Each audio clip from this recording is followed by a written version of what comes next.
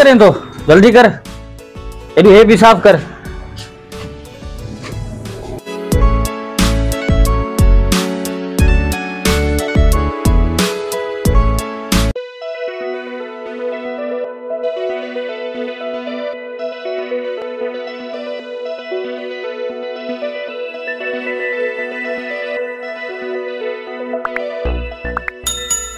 वॾो को हॾ राम आई, हिन माल ते सफ़ाई न कई थी तो जड़ा मजदूर ये समझ घाटो आ। सेठ मु तो सवेरे सफाई करे छड़िया, हाने तो सामान सेट कया पियो।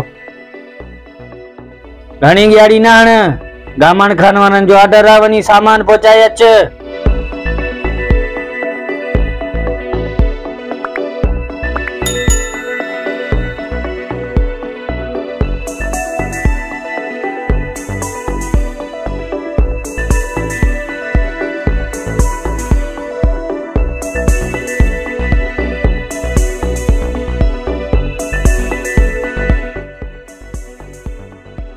हदाराम केडी देर करे मोटियो आई, पो भी तू वेही रहियो आई। सेठ पंध परे हुयो, पैदल वयोस, थकजी पयोस, मु चयो झट साह पटा। हाँ सही, मु ते थोरो तो करी, मजदूरी न वठंदे छा, तेरे नी बिंगी करें तो। हाँ अगते छा कने?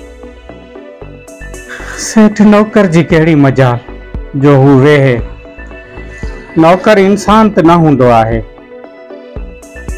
शाल हिन दुनिया में को गरीब न जमे।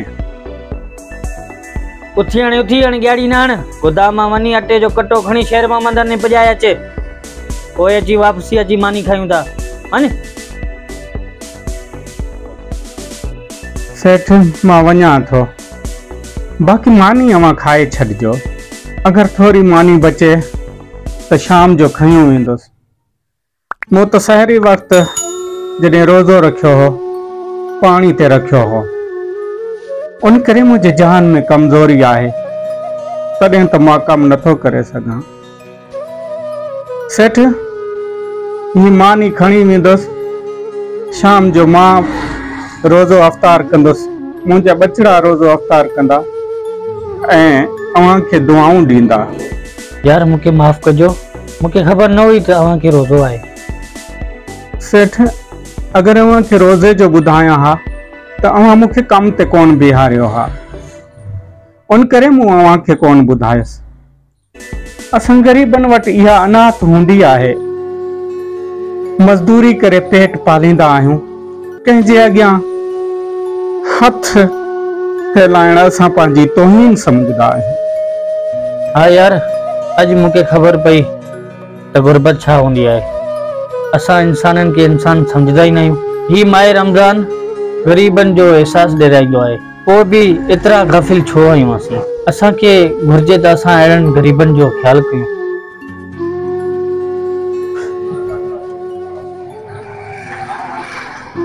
आए मुंहिंजा बाजारा रब, हिन खे पंहिंजी ग़लती जो एहसास थी वियो आहे, तूं हिन खे माफ़ कजां।